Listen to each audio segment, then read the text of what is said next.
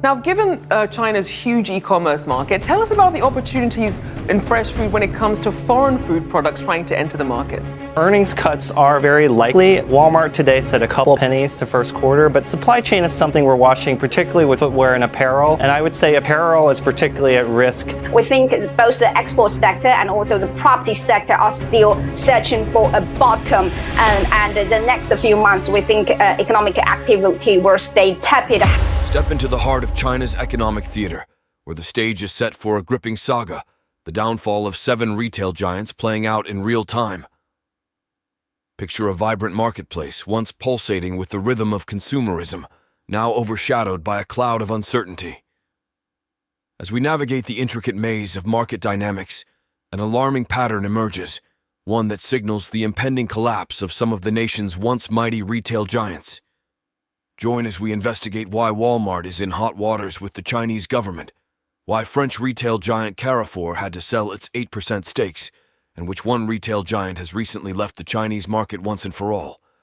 So as we see, the trajectory of retailers in China has undergone a tumultuous journey, resembling a roller coaster since their foray into the market in the 1990s.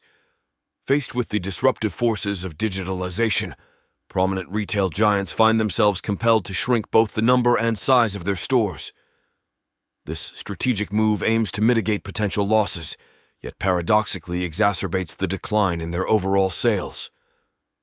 Responding to the meteoric rise of online sales in China from 2010 onwards, these retail behemoths ventured into omni-channel retail initiatives.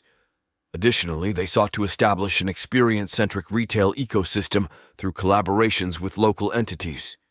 However, the sustainability of their long-term performance hinges significantly on the vicissitudes of local consumption demands and the prevailing institutional environment. As China ascended to the summit of the global e-commerce landscape, constituting 40% of worldwide e-commerce transactions value by 2017, a staggering leap from less than 1% a decade prior, the dynamics of the retail market underwent seismic shifts. China's online retail sector claimed the title of the world's largest, boasting an annual growth rate of 38%, amounting to $830 billion in 2017, outpacing the U.S., which managed a comparatively modest 14% growth rate.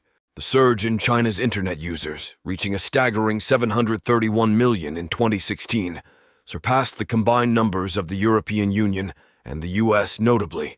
A substantial 20% of these users exclusively access the internet via mobile devices, in stark contrast to the U.S., where the figure stood at a mere 5%.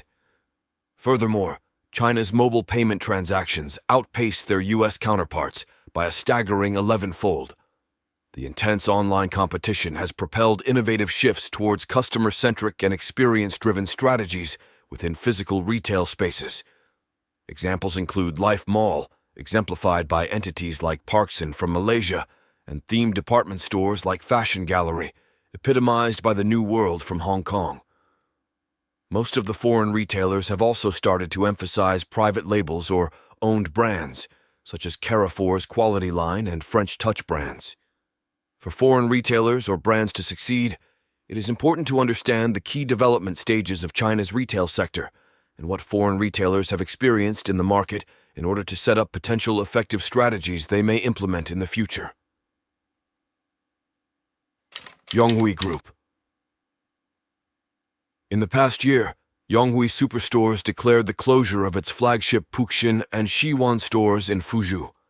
Despite operating for 13 years since their opening in 2009, these stores became casualties in Yongwei Superstore's broader trend of closures, with almost 400 stores shuttered over the last 3 years. Simultaneously, the company's attempts to diversify into new business formats, such as Yonghui Superspecies and Yonghui Mini outlets, have faced setbacks. Between 2017 and 2019, Yonghui Superstores launched over 80 Superspecies stores. However, in subsequent years, the company closed down these outlets one after another. Presently, only 4 Superspecies stores remain in Fujian, along with 1 each in Shanghai and Chongqing. Meanwhile, Yonghui Mini, once a focal point of rapid development, opened more than 500 stores in 2019. By the end of 2021, only 33 mini-stores were still operational. In early August, Yongwei announced the closure of its warehouse store in Shijiazhuang's Huai Commercial Plaza on August 8, 2022. This marked the first closure of one of Yonghui's warehouse stores. Data from the China Chain Store and Franchise Association reveals that the peak number of Yonghui supermarket stores reached 1,440 in 2019. However, the count decreased by 18.6% in 2020 and an additional 7% in 2021, leaving only 1,090 stores open. According to Yonghui's official website, as of August 31st, only 1,049 stores remained in operation. In its semi-annual report released in July, Yongwei Superstores estimated a net loss to shareholders of 120 million Chinese yuan, $17.31 million, a significant reduction of 960 million yuan, $138.4 million, compared to the same period the previous year. While the company reported first quarter profits of 500 million yuan, $72.1 million, indicating a potential loss exceeding 600 million yuan, $86.5 million, in the second quarter of 2022. Aon Retail French supermarket operator Aon Retail is reportedly ceding its business in China to affiliate RT Mart as it grapples with fierce competition from international rivals, according to an insider familiar with the situation. Although specific details are yet to be finalized, it has been largely agreed that RT Mart will assume control of Aon Retail's operations in China, with Aon's original managers expected to gradually step down or resign. Following the takeover, the two entities will integrate their background systems to enhance operational efficiency and support Sun Art Retail Group, the owner of RT Mart and an investment of Aon's parent company Group Aon. Alibaba Group Holding, a major Chinese e-commerce firm and a pioneer of the new retail model, acquired a 36.16% stake in Sun Art for USD 2.9 billion in November, reducing Aon's equity from 51% to 36.18%. Analysts anticipate that Sun Art is relying on RT Mart's operational prowess to thrive. Despite challenges faced by brick-and-mortar retail in recent years, RT Mart has excelled operationally, expanding its outlets and serving as a cornerstone for its parent company. In contrast, Aon has struggled to find its footing in China, having been one of the early foreign entrants in 1997. However, its growth has lagged behind competitors like Carrefour and Walmart. By the end of the first half of the year, Aon only operated around 70 stores on the mainland, significantly fewer than its counterparts. With all in the list, it has one major difference with them, that it has already collapsed in the Chinese market. In 2020, Aon left China after selling its shares to Alibaba. Aon Retail Group mainland department store operator Aon Retail Group reported a 33.5% drop in full-year profit, primarily attributed to the costs incurred in disposing of underperforming stores. The company is undergoing a transformation to emulate a mall-like lifestyle experience, but the shift is proving challenging amid increasing threats from e-commerce players and modernized malls offering enhanced entertainment and lifestyle facilities. The full-year profit for the period ending in December amounted to 235 million yuan, with total gross sales declining by 4.2% to 19,499.4 million yuan. The closure of 4 underperforming stores resulted in one-off provisions of 105.1 million yuan. Excluding this, profit declined by 3.8% compared to the previous year. Same-store sales growth witnessed a 7.1% decline year-on-year. Despite these challenges, Aon Retail Group remains resilient. CEO Sean Chong Sui Hyong acknowledged the unprecedented challenges faced by the sector, but expressed confidence in weathering the storm. Aon, with a 21-year presence in China, has endured previous economic downturns and shifts in consumer behavior. Chong emphasized the company's commitment to transformation, introducing fun elements and strategies to revitalize the retail experience. In response to changing consumer habits, Aon has launched its own website, embraced omni-channel retailing, and introduced a VIP membership club to foster brand loyalty. Additionally, the company entered a 40 million yuan joint venture agreement with AUM Hospitality to enhance its food and beverage offerings, leveraging AUMH's experience in operating brands like Johnny Rockets and the Library Coffee Bar in Asia. Despite the headwinds, Parkson is optimistic about making a positive impact on the industry by implementing these strategic initiatives. Metro AG. The recent move by German wholesaler Metro AG to sell a significant stake in its Chinese operations to Beijing-based Yongwei Technology Group underscores the escalating challenges confronting international retailers in China and the ascendance of domestic retailing firms. Metro has decided to divest approximately 80% of its stake in its Chinese operations while retaining a 20% stake. This transaction values Metro China at an implied total enterprise value of 1.9 billion euros, $2.09 billion. Jason Yu, the general manager of Kantar Worldpanel, noted that the price tag reflects investors' optimistic outlook on Metro's profit potential. He emphasized Metro's strategic advantages, including years of market presence, a strong foothold in business-to-business clients, engagement with middle-income consumers, and strengths in product quality and global supply chains. Additionally, Metro has established diverse sales channels, incorporating online to offline, O2O strategies, fast-growing food service distribution, and robust business lines in welfare and gifting. This development highlights the changing dynamics in China's retail landscape, where international players are grappling with mounting hurdles, and domestic companies are capitalizing on their understanding of local markets and consumer preferences. However, besides all this sale-out, Metro did not perform as under par as rest of the retail stores. Home Retail Holdings. The stock of financially troubled Gome Retail Holdings tumbled as its electrical appliance unit shuttered its last store in Guangdong Province and faced challenges in settling payments with suppliers, according to information gathered from 2 home appliance suppliers in southern China. Gome's stock price plummeted by 16% to 4 Hong Kong cents, 1 US cent, in Hong Kong, resulting in a market capitalization of HKD 1.96 billion, USD 250.4 million. One of the suppliers revealed that Gome, headquartered in Beijing, still owes them money, and discussions have reached an impasse. The financial woes extend beyond payment defaults, with Gome electrical appliances failing to cover property expenses, leading to legal actions by property owners. Consequently, local courts have closed some Gome stores, resulting in the loss of sample televisions and refrigerators belonging to suppliers. Gome Electric Appliances recently closed its sole remaining store in Guangdong, located in the Tianhe district of Guangzhou, the provincial capital. Some of Gome's regional branches have not paid wages since November of the previous year, according to an insider. While salaries were paid until January in certain branches, they abruptly ceased. The source revealed that the company now has a minimal workforce, primarily engaged in legal matters such as litigation and arbitration. Amid the closure of offline stores, Gome expressed its intention to boost its live-streaming e-commerce business earlier this year.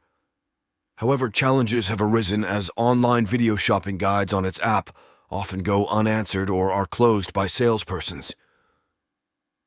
Last May, Gome raised funds by placing 1.96 billion shares with independent investors, with plans to utilize the capital for expanding its online and offline platform business, repaying debt, and general capital. However, liquidity problems prompted a deviation from the original plan, with the funds primarily directed towards debt repayment by the end of the year. Consequently, Gome's stock witnessed a decline of over 30% since then. In the first half of the year ending June 30th, Gome reported a staggering 96% contraction in operating income from the previous year, amounting to CNY 414.8 million, USD 56.8 million. Simultaneously, its net loss widened by 16.6% to CNY 3.5 billion, USD 484 million.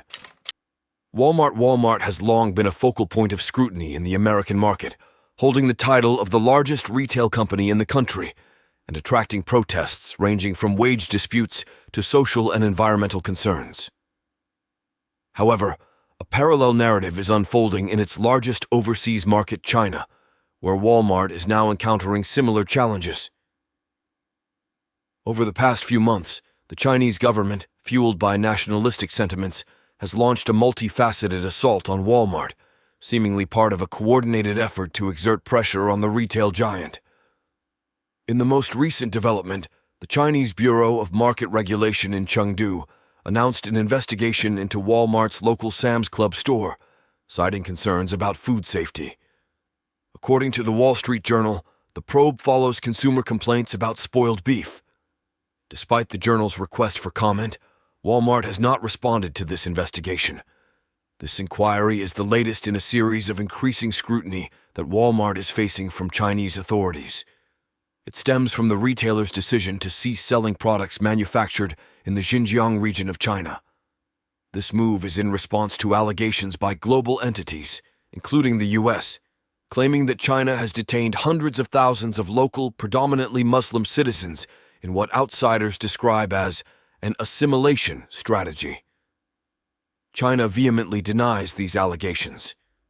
Recently, the U.S. implemented a ban on all products from this region, known as China's largest cotton-growing area and a significant exporter of apparel and home textile goods. Despite these challenges, Walmart has remained silent on the developments in China, including an unusual fine of $50,000 highlighted by state media last year. Having entered the Chinese market in 1996, Walmart currently operates around 425 stores in the country. In the most recent available data, Walmart generated $11.43 billion in annual revenue in China, ranking it second only to Mexico and Central America in units outside of the U.S. and Canada, where it operates over 2,700 units.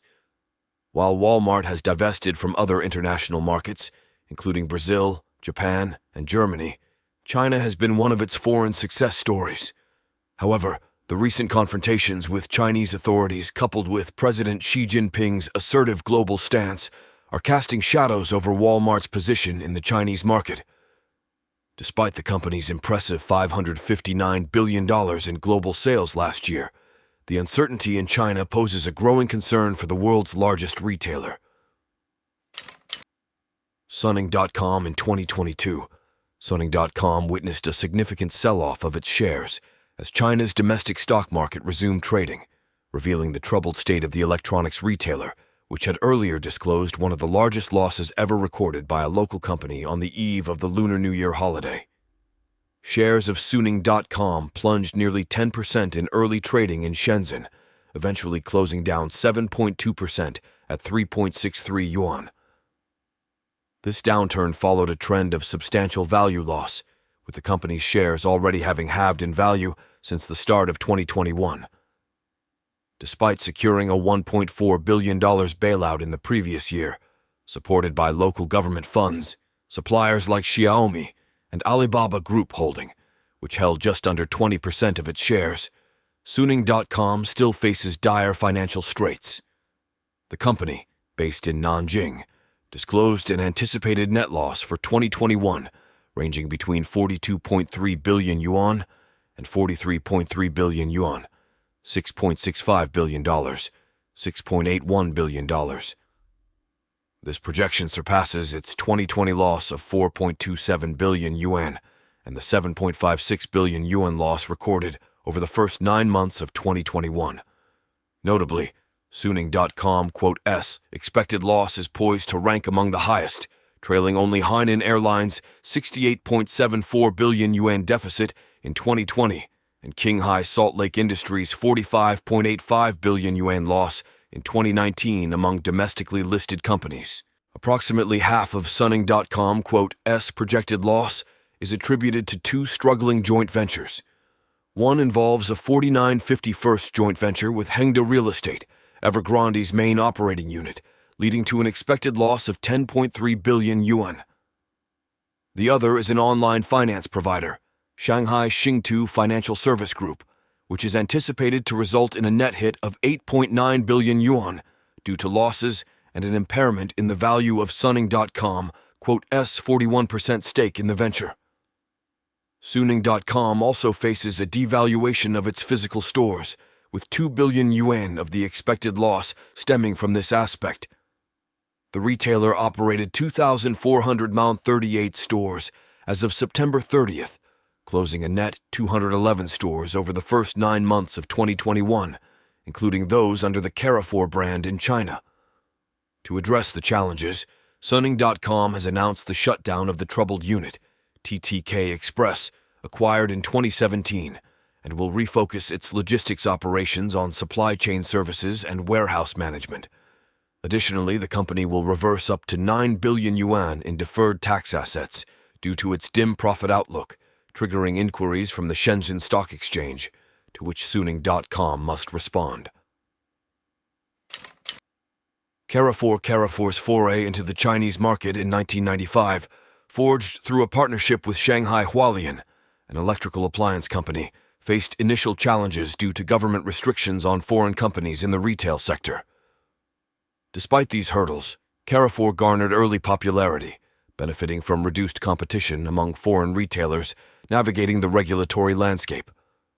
However, Carrefour China's foundations began to erode in 2018, marked by a staggering loss of over €500 million in net sales.